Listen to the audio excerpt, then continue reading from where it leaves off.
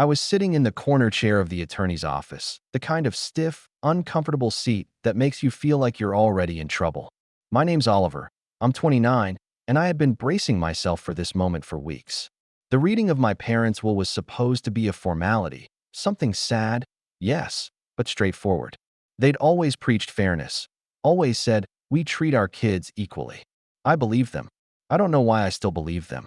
Maybe part of me wanted to cling to the idea that I hadn't been the black sheep all these years for nothing. My sister, Claire, strolled in late, looking like she owned the place. Designer coat, sunglasses perched on her head, even though it was raining outside. She gave me one of those tight smiles that felt more like a dare than a greeting. My stomach nodded. She'd been their favorite since day one, but this was about mom and dad, not about her. I reminded myself of that over and over as the lawyer shuffled papers and cleared his throat. The first few minutes felt like white noise, formalities, legal jargon, the kind of thing you'd half hear in a courtroom drama. Then came the big reveal. To our beloved daughter Claire, the lawyer read, we leave the family home and its contents to be hers free and clear. My chest tightened, but I kept my face neutral. Then, without so much as a pause, he continued, to our son Oliver, we leave, and there it was, nothing. Just a line about no material assets bequeathed. That was it. No keepsake, no letter, no explanation. Just zero. I didn't make a scene. I didn't yell or storm out, though I think everyone half expected me to. Instead, I smiled, a small, unsettling smile that made Claire's own smirk falter for just a second. I stayed silent while the lawyer finished, while Claire started talking about paint colors and renovations like she hadn't just won the lottery. The moment we left the office, she was already texting her husband, grinning ear to ear. I walked to my car in the drizzle, hands shaking but not from the cold. It wasn't just about the house. It was about every family dinner where I was the punchline. Every time my achievements were brushed off, while Claire's smallest wins were celebrated like she'd cured a disease. It was about Dad bailing her out of debt more times than I could count, while telling me to stand on my own 2 feet when I asked for a loan once, that I paid back early. It was about Mom bragging to neighbors about Claire's new car, while barely remembering my job title. That night, I sat at my kitchen table, staring at my laptop. I wasn't angry, not the explosive kind, anyway. I felt something colder, something sharper. See, I wasn't just a son they ignored. I was also the quiet one who'd been handling their joint accounts for the last 2 years, ever since Dad's forgetfulness started making bills late. I had signing privileges, access to savings, to investments. I knew where every cent was, and suddenly, I knew exactly what to do with that information. Before I touched anything, I replayed the entire day in my head. Claire's smug face, Dad's relieved look when he heard I wasn't getting anything, like a burden had been lifted. The more I thought about it, the calmer I felt. No one had even looked at me when we left the office. Not one, "Are you okay?" Not even a pat on the back. That told me everything I needed to know about where I stood in this family. The next morning, I drove to the bank. The manager knew me by name, smiled as I came in. It took 20 minutes to revoke every automatic payment that ran through accounts I controlled. Another hour to freeze certain funds for verification. When I walked out, the autumn air felt different, crisp, electric. For once, I wasn't the one sitting quietly while they decided what was fair. I didn't hear from anyone for a week. Then the text started, casual at first. "Hey, Dad says the utilities aren't auto-paying. Can you check?" I left it on read. A few days later, another. "Mortgage payment bounced. What's going on?" I said I'd look into it. By the 3rd week, the tone shifted. "Oliver, property taxes are due. We need those funds released." I stared at the message for a long time before replying. Not my problem. That was the first time I let myself really grin. And that was when things started to get interesting.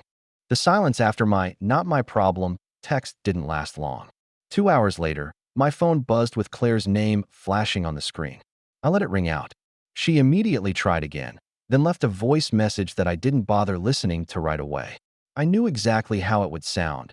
That passive-aggressive sweetness she'd perfected over the years. The tone that implied she was doing me a favor by even talking to me. When I finally played it later that night, I was right. "Oliver," she began, dragging out my name like she was scolding a toddler. "Listen, I know this has been a big adjustment for you. But mom and dad trusted you with the finances because you're responsible. You can't just stop paying things because you're upset. The house is a family asset. This affects all of us, not just you. All of us. The audacity of that line almost made me laugh. The house wasn't a family asset anymore, it was hers. Legally hers, thanks to that will. My share had apparently been whittled down to zero, but now I was supposed to keep funding her new life like nothing happened? The hypocrisy was so on brand that it almost felt comforting. By the end of the week, the messages had escalated. Dad finally texted me himself, which was rare. Usually he had mom or Claire do his talking for him. "This is getting ridiculous," he wrote. "Taxes are due in 5 days. We can't afford late fees right now. Fix this. Fix this." As if I was the one who broke it. I stared at the words, feeling that cold calm settle over me again. Instead of replying, I turned off my phone and went for a walk. It was late, the streets were quiet, and the cool night air helped me think. I didn't want to act out of pure spite. That was too easy, too reckless. I wanted to be deliberate, to make sure every move I made had weight. When I got home, I pulled up my emails. Buried under the usual bills and work memos were several notifications from the bank, all flagged as urgent. Overdraft warnings. Declined auto payments. An alert that a credit line payment had bounced. I almost felt bad. Almost.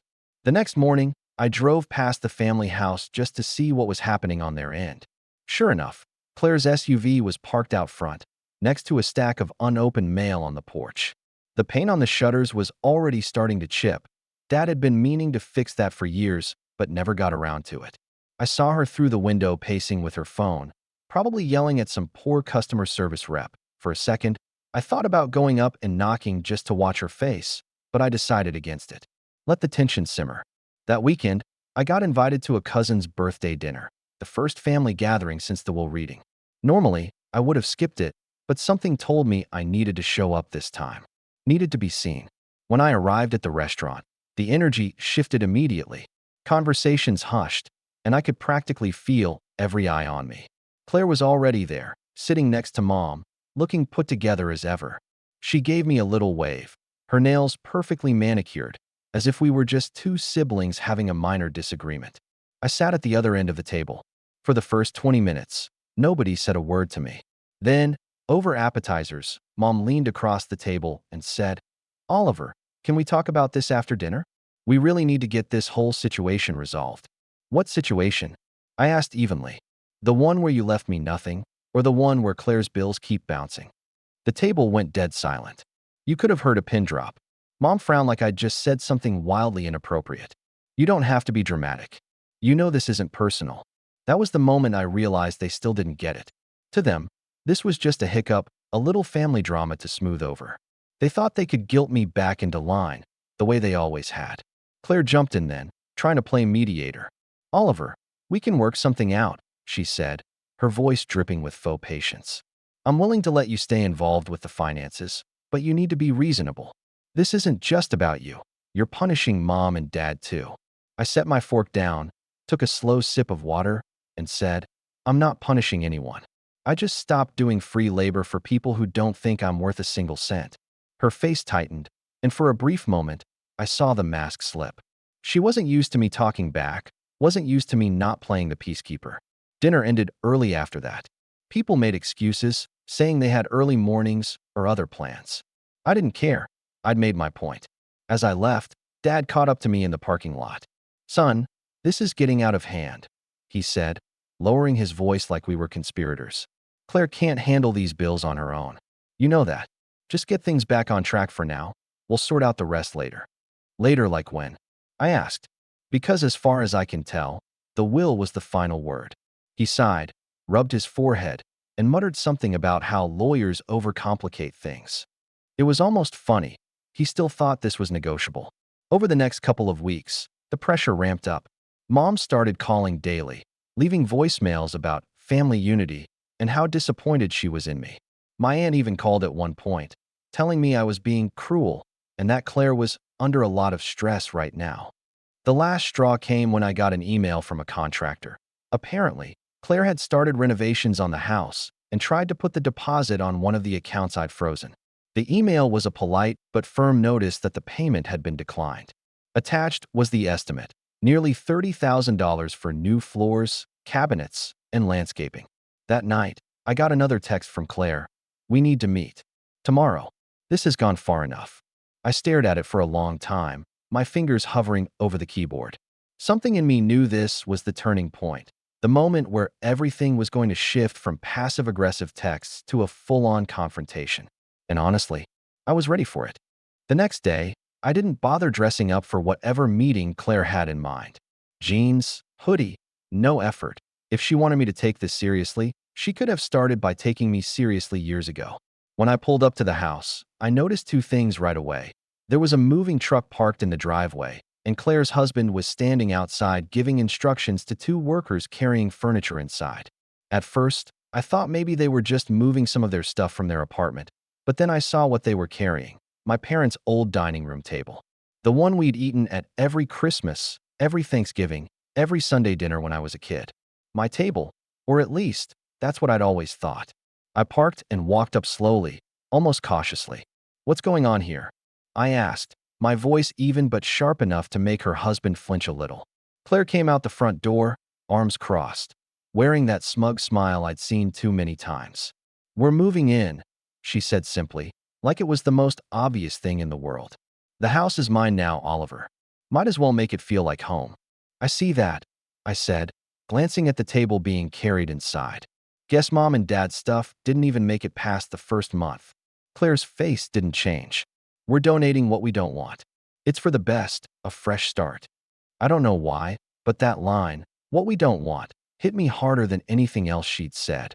These weren't just objects. They were pieces of my childhood. The couch I'd fallen asleep on during family movie nights. The bookshelf Dad had built by hand in the garage. They were just clearing it all out like it was trash. Did you at least ask Mom and Dad? I asked, my voice quieter now. Claire tilted her head. Ask them what? The will gave me the house and everything in it. They knew what they were doing. Honestly, Oliver, you're taking this way too personally. This is just logistics. Logistics. That was the moment something inside me snapped, though not in the way I expected. I didn't yell, didn't curse, didn't make a scene. I just stood there, watching as strangers carried out pieces of my family history, and I felt something cold settle into place. Fine, I said finally. Do what you want. It's your house now, right? But don't call me when the bills keep coming. I'm done. I turned to leave, but before I reached my car, Claire called after me. Oh, by the way, Dad mentioned you still have the keys to the lake cabin. He said to bring them by this week. We're taking over maintenance on that too. I froze. The cabin wasn't even part of the will. It was in a trust that Dad and I had both been managing. My name was still on every document, every account tied to it. The cabin isn't yours, I said, turning back slowly. Not yet, she replied, almost casually. But Dad's going to sign it over. He said there's no point in you keeping control when you're acting like this. And there it was, the betrayal, clear as day. They weren't just content to cut me out of the house. They were going for everything. Every shared asset, every connection I had to the family's history. They wanted me erased completely, rewritten as the bitter son who chose to walk away. I didn't respond. I just got in my car and drove off, hands gripping the steering wheel so hard my knuckles went white. I drove aimlessly for almost an hour, past neighborhoods I didn't recognize, until I finally pulled into an empty parking lot and just sat there. That night, Mom called. I let it go to voicemail, but I listened to it later. Her voice was calm, measured, almost rehearsed. Oliver, we've been talking, and we think it's best if Claire takes over managing the cabin too. This fighting isn't good for anyone, and honestly, we think some distance might help you figure out what's really important. Please bring the keys by before the end of the week. What's really important? The phrase made my stomach turn. They'd made their choice, and now they were trying to make it sound like it was for my own good. The next morning, I drove out to the cabin.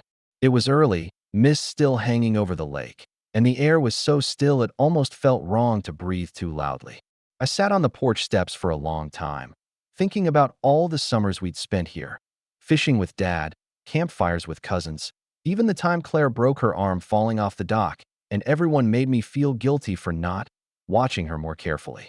I unlocked the door and stepped inside. Everything smelled the same, wood smoke, lake water, dust.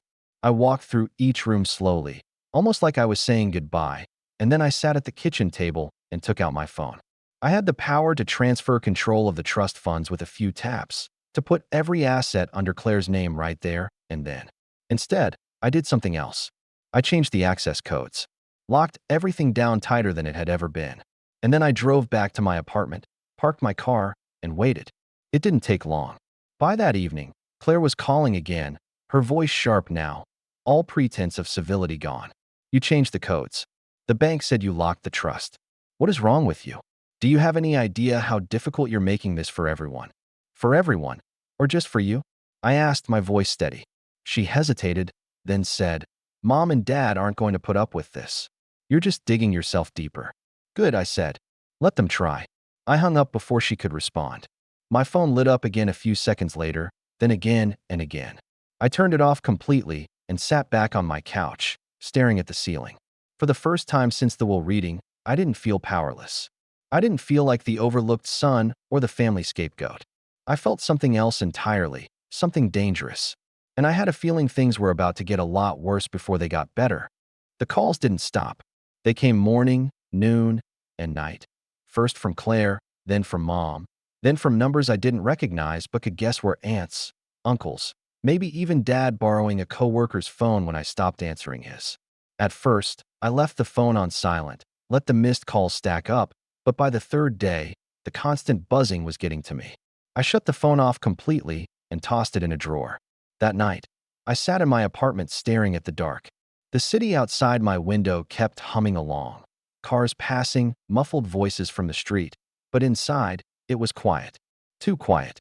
I couldn't shake the image of the house, the moving truck, the table being carried through the door like I'd never existed. The thought that my family, my own blood, had decided I was disposable gnawed at me until I felt hollow. It didn't help that the rest of my life started fraying at the edges, too. I was late to work twice that week because I couldn't sleep, tossing and turning until sunrise. My manager pulled me aside on Friday and asked if I was okay, and I lied and said I was just tired. Even my friends noticed something was off. When I skipped game night for the third week in a row, my best friend texted, "Hey man, we miss you. You good?" I typed out 3 different replies before deleting them all and leaving him on read. How do you explain to someone that your entire family decided you were worth 0? And somehow that hurts worse than if they'd left you a single insulting dollar. By the end of the month, the silence wasn't peaceful anymore. It was heavy. The kind of heavy that pressed down on you when you were alone too long. I tried to distract myself, threw myself into work, into cleaning, into anything that might make me feel like I was in control again. It didn't really work. Then came the letter. A real paper letter, sent to my apartment. The envelope had my parents' return address, written in my mom's neat handwriting. Inside was a single page, typed. Oliver, we've been patient. Your behavior is hurting this family. The cabin is no longer yours to control. We are in the process of transferring ownership to Claire legally, with or without your cooperation. You need to stop being difficult and think about the bigger picture. We hope you'll come to your senses and make this right before things get worse. Mom and Dad. I read it 3 times, my hands shaking by the third pass. It wasn't even the words themselves, it was the tone. Cold, businesslike, like I was some employee refusing to hand over company property. No acknowledgement of how I might be feeling, no attempt at understanding. Just a warning. I put the letter on the counter and sat there staring at it for what felt like an hour. That was my breaking point. Not anger, not even sadness, just this deep, hollow ache that I couldn't shake. My own parents had written me out of their lives so cleanly, it was like I'd never been there. That weekend, I drove out to the cabin again, not because I had a plan, but because I didn't know where else to go. It was drizzling, the kind of thin, cold rain that soaked through your clothes before you realized it. The cabin was silent, exactly as I'd left it, but stepping inside felt different this time. Heavier. I made a fire in the old stone fireplace, sat on the floor with my back against the couch, and just listened to the rain on the roof. For a long time, I didn't move. I thought about every fight, every family dinner where I was told to just let it go for the sake of peace. I thought about how many times I'd covered for Claire's mess-ups growing up, the time she crashed Dad's car and blamed me, the time she maxed out Mom's credit card, and somehow I got lectured about being more responsible with money. Somewhere between midnight and sunrise, something shifted. The ache was still there, but under it, There was this flicker of something else, resolve. If they wanted to cut me out, fine. But I wasn't going to just sit quietly and let them take everything without a fight. Over the next week, I started putting things in motion, quietly, carefully. I contacted the bank and set up notifications for every attempt to access the trust, every attempted withdrawal. I met with a lawyer, a quiet, sharp man who listened more than he spoke, and when I was done explaining everything, he nodded and said, "You have options." Those 3 words were enough to make me feel like I could breathe again. Back at work, I kept my head down, but people could tell something was changing. I wasn't smiling much, but I wasn't dragging myself through the day anymore either. At night, I stayed up late researching property law, trust management, tax implications. It wasn't revenge yet, not exactly, but it was the first step toward reclaiming some control. Then one evening, while I was knee-deep in paperwork at my kitchen table, my phone buzzed with a notification I hadn't been expecting, an alert from the bank. Someone had tried to authorize a transfer from one of the frozen accounts. I checked the details. It was Claire. She tried to move money for another renovation expense, probably thinking I'd cave by now. Instead of getting angry, I smiled. For the first time in weeks, a real smile. Because now I had proof, documented, time-stamped proof, that she was trying to access funds she had no right to touch. I shut my laptop and sat back, staring at the ceiling. It wasn't over, not even close. But for the first time since the will reading, I felt something that almost felt like hope. Whatever they thought was going to happen next, they were about to find out just how wrong they were. And I was going to make sure of it. Carefully, patiently, and in a way they'd never see coming. The shift didn't happen overnight, but it was real. I could feel it in the way I carried myself, in the way I started looking people in the eye again. Something about sitting across from that lawyer had woken me up. For the first time since the will reading, I wasn't reacting, I was acting. I scheduled another meeting with the lawyer a week later, this time with a list of specific questions. He walked me through every option available to me, patiently explaining the steps I could take to reinforce my position as co-trustee of the cabin property and how to formally document my refusal to authorize any transfer. He showed me how to file notices that would make it legally impossible for my parents or Claire to move anything without my signature. When I walked out of his office that day, I felt lighter, not because everything was fixed, but because I finally had a plan. The next month became about quietly building a life that wasn't dependent on my family's approval or drama. I picked up extra hours at work, partly to save more aggressively and partly because the distraction felt good. My manager noticed and, to my surprise, called me into his office one morning to tell me he was impressed. "You've really stepped up lately," he said. "We've got a lead position opening soon. Think you'd be interested?" I nodded, hiding how fast my heart was beating. A lead position meant a raise, better benefits, and more control over my schedule. It also meant that for the first time, I wouldn't have to think twice about covering my own expenses or about freezing anyone else's. Outside of work, I started treating the cabin as my own sanctuary. Every Friday after work, I drive out there, bring groceries, light a fire, and spend the weekend in the quiet. It became my reset button. No calls, no family drama, just me and the sound of the lake at night. I started cleaning it up too, fixing the loose steps on the porch, oiling the hinges that had been squeaky for years, patching the screen door myself. Something about caring for the place with my own 2 hands felt almost defiant. Like I was saying, this is mine too. You don't just get to erase me from this. Then came the first real turning point. My lawyer called me one afternoon with an update. The paperwork I'd filed to block the cabin transfer had gone through successfully. Any attempt to reassign the property without my consent would now be flagged legally. When I got off the phone, I laughed out loud for the first time in months. Not just a small laugh either. A full, unguarded laugh that startled even me. For once, I wasn't the one being blindsided. I was holding the cards. That weekend, I drove to the cabin again, this time with a box of supplies. New locks, new deadbolts, even a keypad entry system I'd splurged on. I spent the entire day installing everything, making sure every door and window had fresh security measures. When I was done, I stood on the porch, sweaty and covered in sawdust, and felt an incredible sense of peace. No matter what they tried next, they couldn't just walk in and take it. Meanwhile, my life in the city kept improving. I got the promotion at work and a decent raise to go with it. My coworkers took me out to celebrate, And for the first time, I didn't feel like I was dragging a cloud of family drama into every conversation. Even my social life picked back up. I started going to game nights again, started saying yes to dinner invites instead of making excuses. People noticed the difference. One of my friends joked that I looked 10 pounds lighter and asked if I'd been working out. And maybe I had, not in the gym, but in the sense that every decision I made now felt like a rep strengthening something inside me. Then, one Tuesday morning, I got a text from the bank. Another attempt had been made to access the frozen accounts. But this time, instead of just declining it, I had my lawyer draft a formal notice to Claire warning her that continued attempts would constitute financial misconduct. He CC'd my parents on the email. The silence that followed was almost deafening. For 2 weeks, I didn't hear a single word from anyone. No calls, no letters, no guilt-tripping voicemails. It was bliss, but I knew better than to think they'd given up. Sure enough, the calm broke on a Saturday afternoon when Mom showed up at my apartment unannounced. I almost didn't open the door, but curiosity got the better of me. She stood there holding a Tupperware of lasagna, of all things, like this was just a casual visit. "Can I come in?"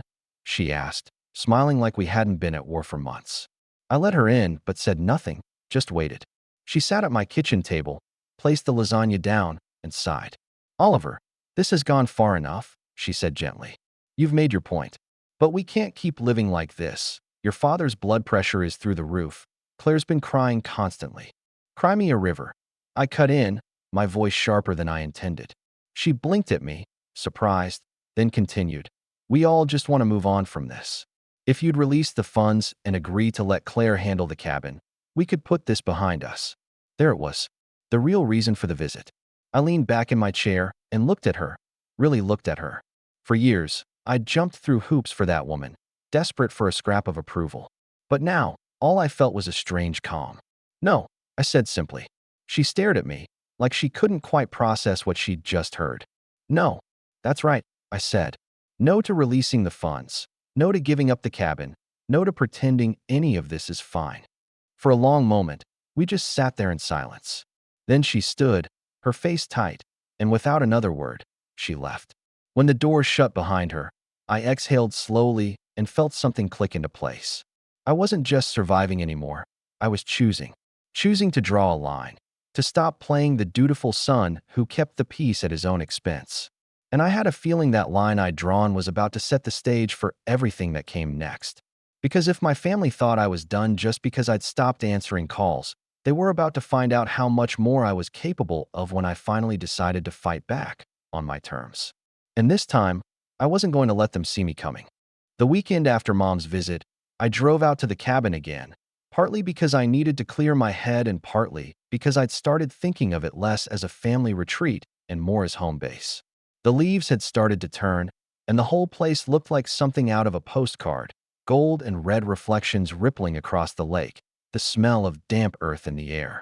I sat on the porch with a mug of coffee and my laptop, scrolling through property records and trust documents. It had become a kind of ritual by now, something grounding. That's when I noticed something I hadn't seen before.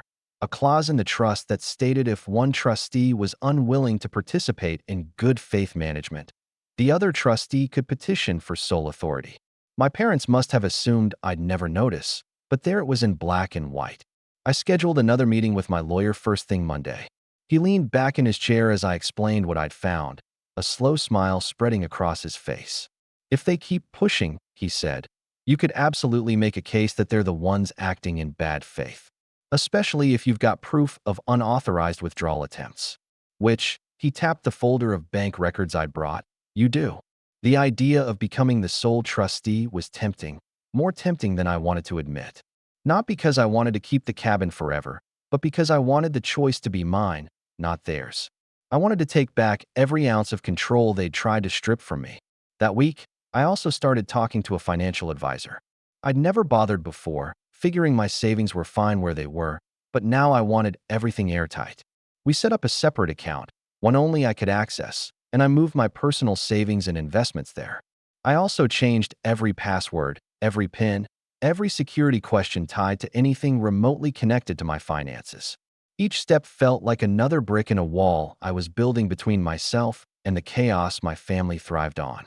Then came the email that turned everything from defense into offense. It was from a former neighbor of my parents, someone I hadn't talked to in years, who'd heard about the situation through the grapevine. "Hey Oliver," the email began. "I don't mean to stir the pot, but I thought you should know. Claire's been telling everyone at church that you stole money from the family accounts. She said you drained them out of spite and left them high and dry. People are starting to talk." I read it 3 times, my pulse pounding in my ears. She wasn't just trying to take everything from me privately. She was smearing my name publicly. That night, I sat at my kitchen table with my laptop open, staring at the bank statements and email notifications I'd been collecting for months. I realized I didn't just have proof that I hadn't stolen anything. I had a complete paper trail showing every single time Claire had tried to take money she wasn't entitled to. For the first time, I saw the possibility of using it. I called my lawyer again, told him about the rumors, and asked what my options were. "If they're defaming you," he said carefully, "you could send a cease and desist. Or, if you want to push harder, you could pursue damages, especially since you have financial losses tied to this." Damages. The word sat heavy in my mind, but not in a bad way. Meanwhile, work continued to go well. The raise from my promotion hit my account for the first time, and I paid off the last of my student loans in one go. I stood in my kitchen after making that payment, staring at the confirmation email, and felt something uncoil in my chest.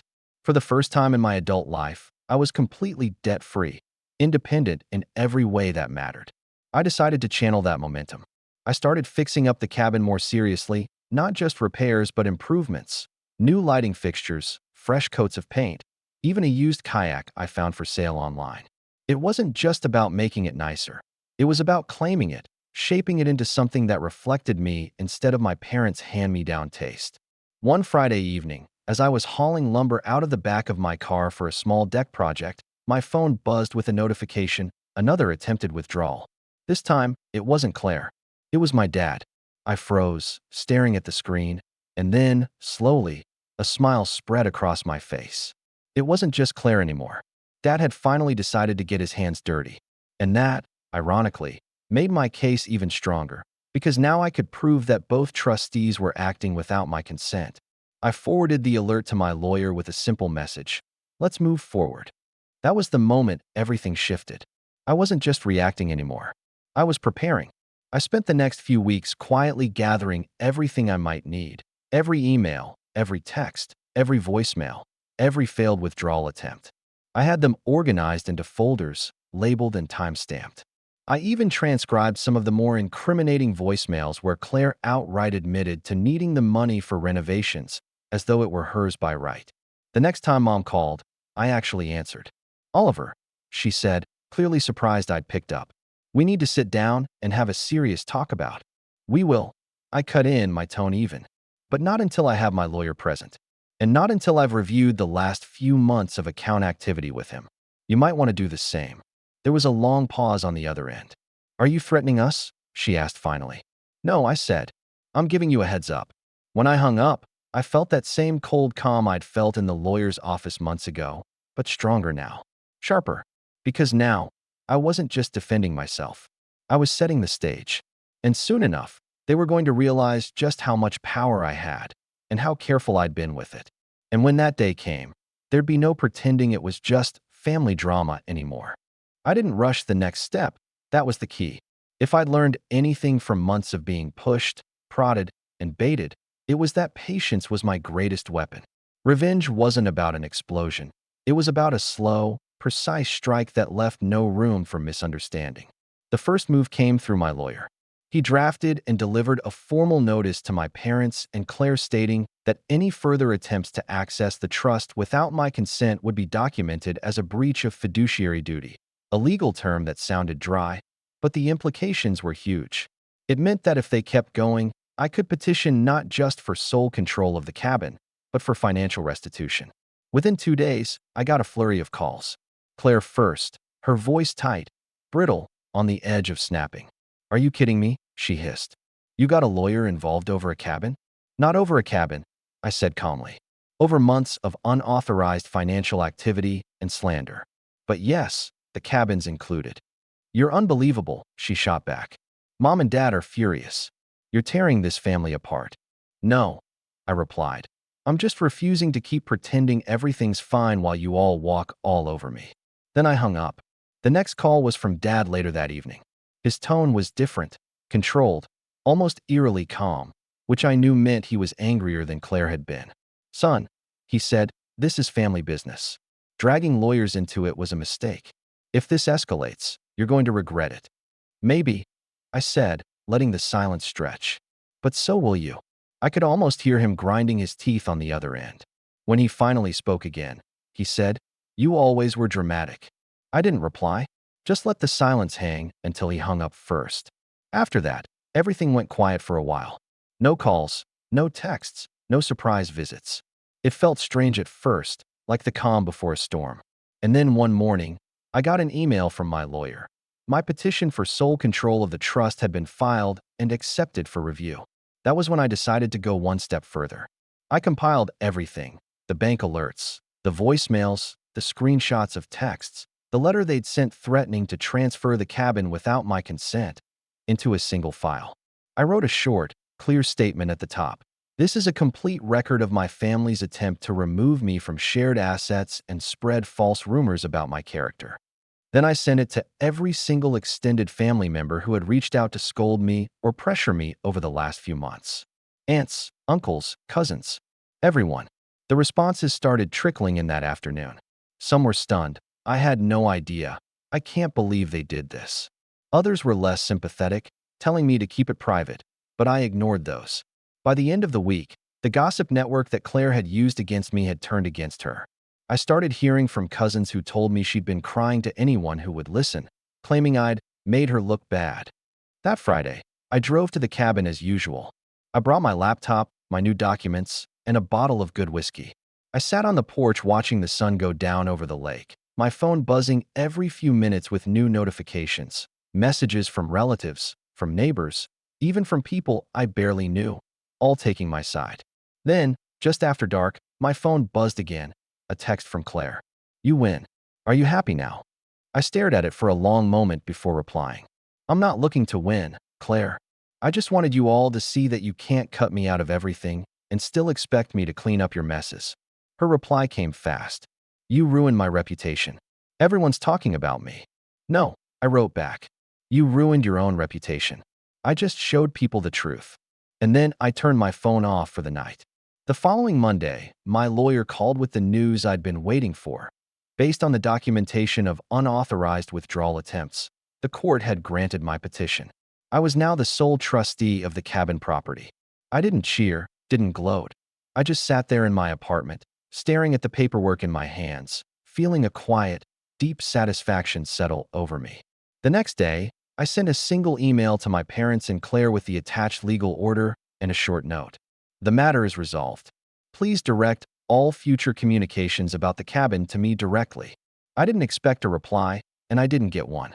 But that weekend, when I drove to the cabin, I noticed something strange. The porch light was on. For a second, I tensed. Had they tried to get in again? I unlocked the door and stepped inside, heart pounding, but everything was exactly as I'd left it. Then I saw it, a single envelope sitting on the kitchen table. No name, no note, just a check inside for the exact amount of the overdue property taxes. I stood there for a long time, staring at it, then set it aside and made a fire in the fireplace. This wasn't an apology, not really, but it was acknowledgement, and maybe, just maybe, the first sign that they finally understood I wasn't someone they could control anymore. And if they didn't understand yet, well, I had plenty more ways to remind them. Because for the first time, I wasn't scared of losing my family. I was starting to wonder if they were scared of losing me. And honestly, they should be. When I came back from the cabin that Sunday evening, I felt lighter than I had in months. It wasn't just about winning legal control. It was about finally reclaiming my own peace of mind. But the fallout didn't take long to arrive, and it came harder than I expected. By Monday morning, I woke up to find over a dozen messages waiting for me, from Mom, Dad, even Claire. The tone had changed completely. Gone was the righteous fury, the self-importance, the patronizing guilt trips. Now it was quiet panic. Mom's message was the longest. "Oliver, we just got the paperwork. We didn't think it would go this far. Your father is not well right now. He's upset. He says the family is falling apart. Please, can we meet and talk?" Privately. No lawyers. I didn't respond right away. Instead, I took a shower, made myself coffee, and drove to work. By the time I got to my desk, there were 3 more messages from Claire, short, frantic ones. People won't stop asking me questions. Dad blames me for this. He won't even look at me. You've made your point, okay? Are you happy now? I didn't reply to those either. I wasn't interested in gloating or trading jabs anymore. The point had never been revenge just for revenge's sake. It was about balance. About making sure they understood I wasn't the punching bag anymore. The next weekend, I agreed to meet them. Not at the family house, not at the cabin, but at a neutral coffee shop downtown. When I walked in, they were already seated. Mom looked tired, older than she had a few months ago. Dad sat stiffly, arms crossed, his jaw set like he was holding back everything he wanted to say. Claire had sunglasses on even though we were inside, probably to hide that she'd been crying. Oliver, Mom said softly, like she was approaching a wild animal. We just want to talk. I sat down, calm and quiet, and waited. It was Dad who spoke first. You embarrassed us, he said flatly. Dragged our name through the mud with the entire family. Claire can't even show her face at church right now. I didn't flinch. Good. Maybe now you all know how it feels to be on the outside. That's not the same. Claire snapped, pushing her sunglasses up onto her head. You could have just come to me. Instead, you went nuclear. You went nuclear first, I said evenly. You cut me out of the will. You tried to take the cabin behind my back. You told everyone I stole from you. Don't act shocked when I refuse to keep playing along. Mom put a hand on Claire's arm before she could reply. Oliver, she said carefully, we made mistakes. I see that now. We should have handled things differently. That caught me off guard. For a moment, I just stared at her, trying to decide if she was being sincere. Do you know what it felt like? I said slowly. To sit in that lawyer's office and hear that I got nothing? Not even a letter, not even a token keepsake? Do you know what it's like to walk out of that room and realize your parents just told you you're worth 0? Mom's face crumpled, and for once, she didn't have a quick answer. You didn't just leave me out of the will, I continued. You made it clear that I was never really part of this family the way Claire was. So yeah, I froze the accounts. Yeah, I got a lawyer. And I'd do it again. For the first time since this all started, Dad didn't argue. He just looked away, staring out the window, his jaw working like he was chewing on words he couldn't spit out. Finally, Mom spoke again. We can't undo the will, she said quietly. But we can make things right moving forward. We want to settle things with you formally. No more behind-your-back decisions. No more assumptions. It wasn't an apology, not exactly, but it was the closest I was ever going to get. Over the next few weeks, things began to shift. Slowly, awkwardly, but undeniably. Claire stopped trying to access accounts and even sent me a short, stiff message acknowledging my role as trustee. My parents stopped calling every time a bill was due and started handling their own finances, something they hadn't done in years. Extended family members who had taken Claire's side at first reached out to me, some to apologize, some just to say they'd been wrong. I didn't rub it in. I didn't need to. The truth was out there now, and everyone could see it for themselves. A month later, I hosted my first gathering at the cabin. Not a family event, not yet, but a few close friends. We grilled on the deck, played music, and kayaked out on the lake under the sunset. At one point, I stood on the porch with a drink in my hand and looked around at the life I was building, one that didn't depend on anyone else's approval. That night, as my friends packed up to leave, my phone buzzed with a single new message. It was from Dad. Taxes were paid on time this year, it read. Thanks for handling things. I stared at it for a long time before replying with 2 words. You're welcome. And as I locked up the cabin and stood on the porch watching the moon rise over the lake, I realized something. They might never fully understand what they'd put me through, but they understood enough. Enough to stop underestimating me. Enough to treat me like someone who couldn't just be erased. For the first time, I wasn't just part of the family out of obligation. I was part of it on my own terms. And that was the moment I knew I'd finally won.